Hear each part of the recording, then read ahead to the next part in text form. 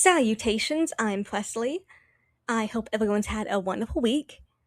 Today I will be going with my overall thoughts and overall feelings about episode 44 of the Bleach Thousand Year Blood Walk. This episode is, of course, titled The Perfect Crimson. At the beginning of the episode,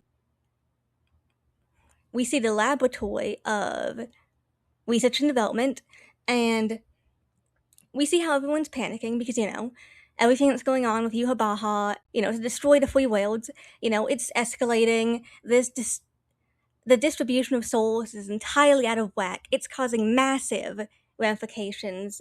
The panic is understandable, honestly. It is a very serious issue for their world.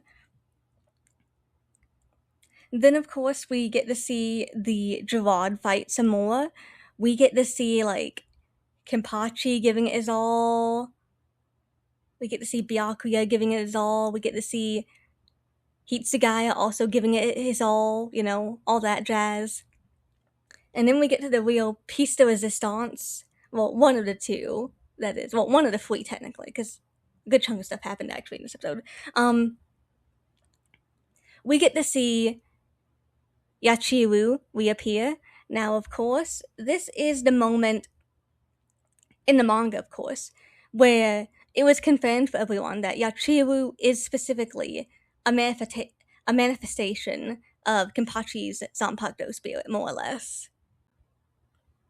Or at the very least, for me, I've always interpreted it as her and Nozarashi being fully one and the same, and I'm pretty sure they're meant to be fully one and the same. That or they're different parts of it in a way. I'm pretty sure they're one and the same though.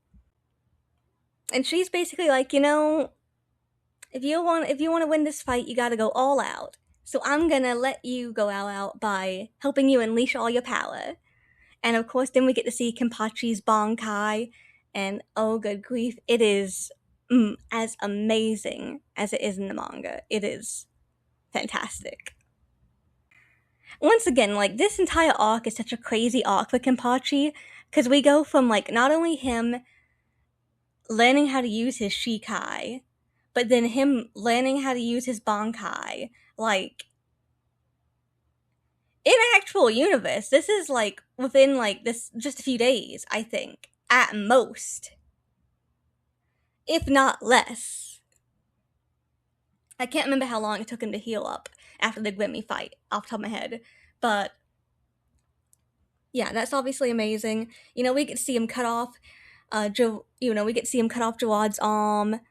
We even get to see him cut him in half. It's insane visually, actually.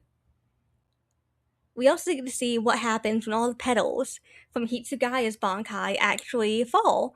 And now this is a scene that we got to see in one of the very earliest trailers for the Thousand Year Blood War, when they first announced it. And, it's a scene a lot of people have been looking forward to, and, I've been pretty hyped about. Honestly, I would say that this, finalized version of his Bankai, with us actually getting to see it on screen after all this time, I think it looks phenomenal. I love it. It looks great. And basically, then we see Hitsugaya uses ice to try to overwhelm Gerard, Kenpachi grabbing him to try and overwhelm him, and then we also see Byakuya intervening as well, and they're all able to stop him. He does come back, though, obviously. Even more worse than ever, obviously. Oh yeah, I forgot to mention, we do also see Kenpachi's kind of big ripped off, but too much power being output, It can happen to anyone, And then we see Rukia and Renji show up, and Byakuya has to pull them out of danger's way.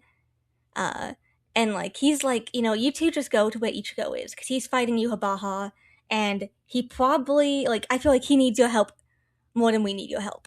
Which, fair. And then we cut over to more of Ichigo and Yuhabaha fighting. And then we, of course, see Ichigo unleash an attack on Yuhabaha, which is a mixture, it's basically meant to be like kind of a mixture of Getsuga Tensho and a Grand Way Zero, which is insane and it looks amazing.